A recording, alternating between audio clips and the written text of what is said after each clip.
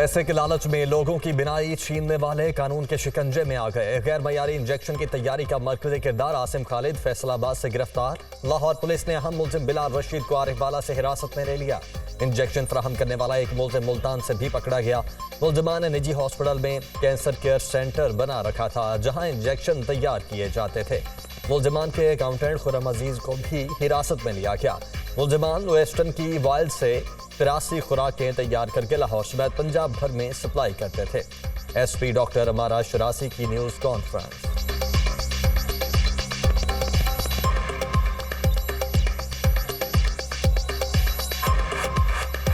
Deputy drug controller Lahore की जानिब से एप्लीकेशन के ऊपर थाना फैसल टाउन में एफआईआर रजिस्टर की गई और एफआईआर रजिस्ट्रेशन के बाद जो मुलजिमान की गिरफ्तारी के लिए लाहौर पुलिस ने एक स्पेशल टीम तश्कील दी ताकि ये जो मुलजिमान जो इस गैर कानूनी अमल में शामिल थे उनकी गिरफ्तारी जो है वो की जा सके। थोड़े ही अरसे में 2-3 दिन के कलील वक्त के अंदर लाहौर पुलिस ने ये 2 मरकज़ी मुलजिमान इस केस के अंदर जो हैं वो अरेस्ट किए, जिसके अंदर एक बिलाल रशीद है, आसिम खालिद है और एक मरकज़ी मुलजिम की अभी गिरफ्तारी जो है बकाया है। बिनाई छीनने वाले इंजेक्शन बारे चश्मकुशा इंकशाफात। बिलाल और नवीद के साथ आई सर्जन्स भी गैर मयारी इंजेक्शन के स्कैंडल में मुलव्वस। लाहौर से मुल्तान, रहीम यार खान और सादिकाबाद तक सप्लाई होती थी। इंजेक्शन बनने के बाद 6 घंटे में मरीज को लगना जरूरी, लेकिन बसों और रिक्शों पर इंजेक्शन में 30 घंटे में दूसरे शहरों में पहुंचता था। दूसरे अजला में आई सर्जन 1500 में इंजेक्शन खरीद कर मरीजों को 50,000 तक फरोख्त करते रहे। तहकीकात जारी हैं, किसी जिम्मेदार को छोड़ा नहीं जाएगा। वजीर primary health Punjab doctor Jamal Nasir.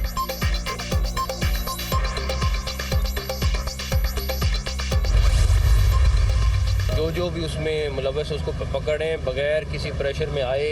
Definitely कुछ बासर लोग भी हैं, लेकिन किसी के ऊपर भी कोई रियायत नहीं है। पहली बात, जो हमने विक्टिम से जो वादा किया था वो पूरा करने की कोशिश कर रहे हैं। हम उनको अदालत तक ज़रूर पहुंचाएंगे, जो हमारा फ़र्ज़ है करना। रिपोर्ट अभी मेरे ख्याल में 7-8 दिन लगेंगे आने में। जब तक रिपोर्ट नहीं आ जाती कुछ भी और कहना मुनासिब नहीं है कि किसी के साथ कोई ज्यादती ना हो जाए। गैर मयारी इंजेक्शन के मामले में 62 लोग भी मुलव्वस, किसी से रियायत नहीं होगी। मुलजिमान को बगैर किसी प्रेशर में आए पकड़ रहे हैं। रिपोर्ट आने में 7-8 दिन लगेंगे। जो भी मुलव्वस हैं उन्हें अदालत तक जरूर पहुंचाएंगे। निगरान वजीर आला पंजाब मोहसिन नकवी की मीडिया से गुफ्तगू।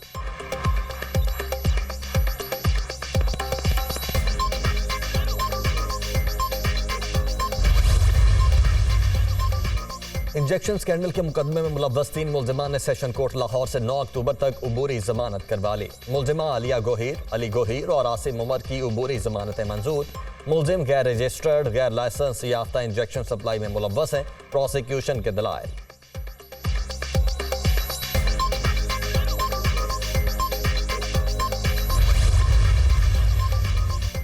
ग्रैब का अमराज़े चश्म की गैर मयारी दवा की फरोख्त पर एक्शन। ड्रॉप्स का एक बैच गैर मयारी करार दे दिया। टोमेस्ट्रीन आई ड्रॉप्स का प्रोडक्ट रिकॉल अलर्ट जारी। गैर मयारी दवा का इस्तेमाल मरीज की बिनाई के लिए खतरनाक हो सकता है। डॉक्टर्स मरीज को मेस्टीन आई ड्रॉप्स का मुतासरा बैच इस्तेमाल न करवाएं।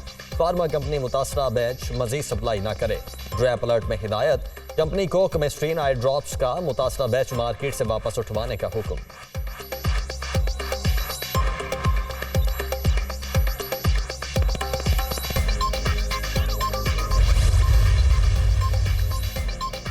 पंजाब भर में आज शोबे चश्म के फैलाव में तेजी। 74,000 से जायद मरीज रिपोर्ट। स्कूलों के तुलबा शदीद मुतासर। सूबे भर के सरकारी और निजी स्कूलों में कल से इतवार तक काम तातील का ऐलान। मोहसिन नकवी का लाहौर में गर्ल्स हाई स्कूल राबी रोड के अचानक दौरा। आज शोबे चश्म में मुब्तला तालिबात की हाजिरी पर सख्त इजहार बरहमी। सेक्रेटरी स्कूल्स को तलब कर लिया।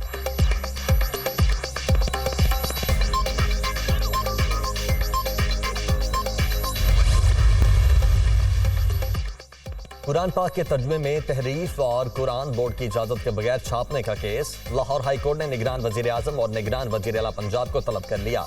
16 अक्टूबर को पेश होने का हुक्म। 8 माह से विफाकी हुकूमत की रिपोर्ट नहीं आई। आप यहाँ सैर करने आए हैं, क्यों रिपोर्ट जमा नहीं हुई? जस्टिस शुजात अली खान का विफाक के वकील पर इजहार बरहमी। ये केस ना आपका है ना अदालत का, ये हम सबका है। मुल्क के चीफ एग्जीक्यूटिव को बुला लेते हैं, वो खुद पेश होकर अपनी पोजीशन वाजे करें। लगता है निगरान वजीर आजम के सामने मामला रखा ही नहीं गया। अदालत के रिमार्क्स, हमें मजीद मोहलत दे दें। वकील वफाकी हुकूमत की इस्तदा, आप संजीदा होते तो कोई रिपोर्ट लाजमी जमा करवाते। जस्टिस शुजात अली खान के रिमार्क्स।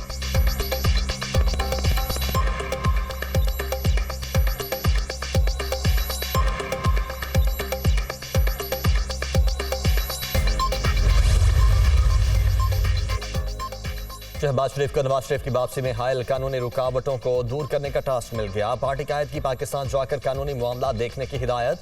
सदर नून लीग कल रात वतन वापस पहुंचेंगे। कानूनी टीम से मुशावरती मीटिंग्स करेंगे। मरियम नवाज लंदन से लाहौर पहुंच गई।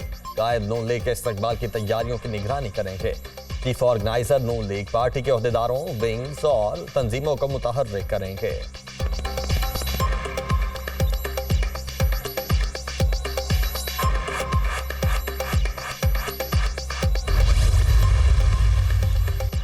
नवाज शरीफ के खिलाफ केसेस झूठ पर मबनी है। कायद नून लीग के खिलाफ साजिश की वजह से आज मुल्क की साल में है। किसी भी सियासी जमात और लीडर को इलेक्शन से पहले और बाद में निशाना नहीं बनाना चाहिए।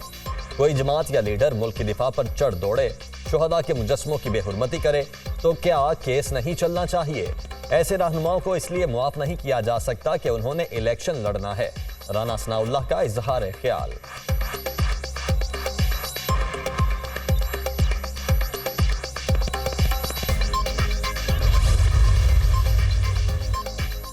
जनवरी में मुल्क के बलाई इलाकों में सख्त सर्दी होगी। इंतखाबात मुमकिन नहीं। सरफराज बुगटी को नवाज शरीफ की गिरफ्तारी के हवाले से बयान नहीं देना चाहिए था।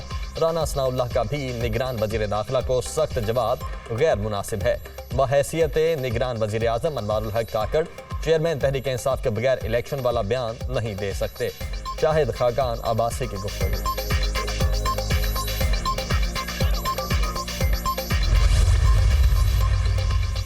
पार्लियामेंट के बनाए कानून पर अमल करना अदालत और हम सब का काम है। मुतफिका कानून साजी कर दे तो उस पर अमल करना लाजिम होता है। इनकम टैक्स कमिश्नर अपने इख्तियारात किसी को देने का मजाज नहीं। टैक्स वसूली के सबसे बड़े इदारे को शफाफ होना चाहिए, वरना वो आवाम को टैक्स अदायगी पर आमादा कैसे करेगा।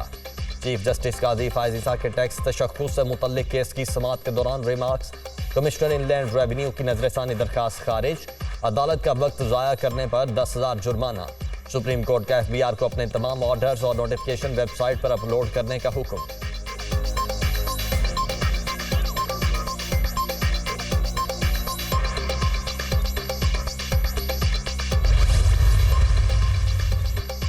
पेमरा का फैजाबाद धरना फैसले के खिलाफ नजरसानी दरखास्त वापस लेने का फैसला। सुप्रीम कोर्ट में मुतफर्रिक दरखास्त दायर। फैजाबाद धरना केस फैसले के खिलाफ नजरसानी दरखास्त ज़ेरे इल्तिवा है। नजरसानी दरखास्त की पैरवी नहीं करना चाहते। दरखास्त में मौकिफ, पेमरा ने दरखास्त 4 साल पहले दायर की थी।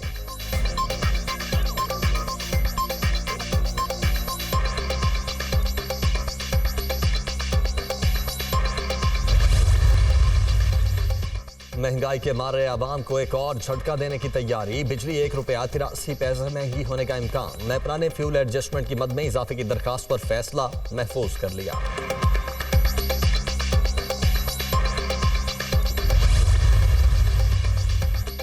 इलेक्शन कमीशन ने इब्तदाई हल्काबंदियों की रिपोर्ट बमा फहरिस्त फॉर्म 5 शाये कर दी। फहरिस्त इलेक्शन कमीशन की वेबसाइट पर मौजूद। 26 अक्टूबर तक एतराज़ात वसूल किए जाएंगे, जिन पर समाअत 25 नवंबर तक होगी। हतमी इंतखाबी फहरिस्तों की इशाअत 30 नवंबर को की जाएगी।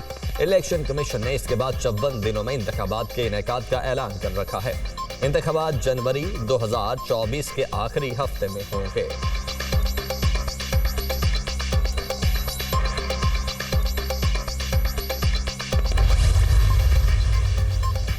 माली साल में अदायगियों के लिए $30 अरब की जरूरत। $17.3 अरब आमद का हदफ, जिसमें से $3.2 अरब जुलाई और अगस्त में लिए जा चुके।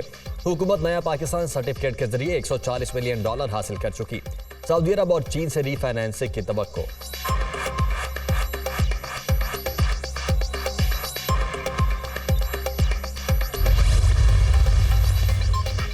डॉलर की कदर में कमी का रुझान बरकरार। इंटरबैंक में अमरीकी करेंसी 1 रुपये 5 पैसे सस्ती, 288 रुपये 75 पैसे पर बंद। 16 रोज में 18 रुपये 25 पैसे सस्ता हुआ। ओपन मार्केट में डॉलर की कीमत में 2 रुपये कमी, 290 रुपये पर फरोख्त। स्टॉक मार्केट में मंदी, 87 पॉइंट्स के इजाफे के बाद इंडेक्स 46,365 पर बंद।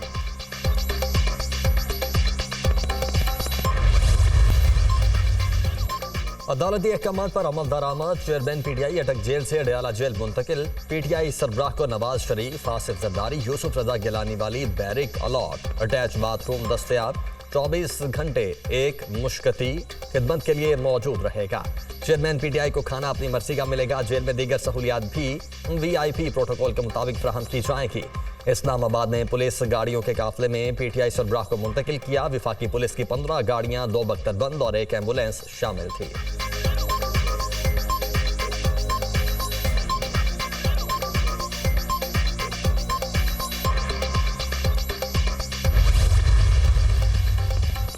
सरकारी मुलाजिमीन को उकसाने का केस, फवाद चौधरी पर फर्द जुर्म आयद न हो सकी। साबिक विफाकी वजीर अदालत में पेश न हुए। जज ताहिर अब्बास सिप्रा ने हाजिरी से इस्तिस्ना की दरख्वास्त मंजूर कर ली। आइंदा समाअत पर हाजिरी यकीनी बनाने की हिदायत। फर्द जुर्म की कार्रवाई 3 अक्टूबर तक मुलतवी।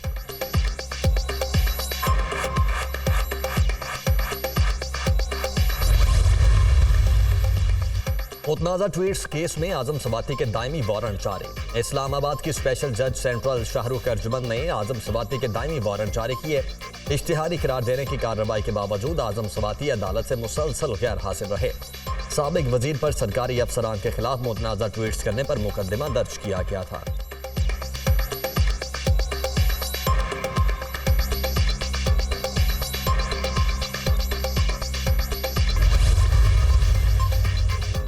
सेनेट कायमा कमेटी बराए कैबिनेट सेक्रेटेरिएट में अरकान भारी बिजली बिलों पर बरस पड़े। नेपरा पर कड़ी तनकीद, निजी कंपनियों पर भी सवालात उठा दिए।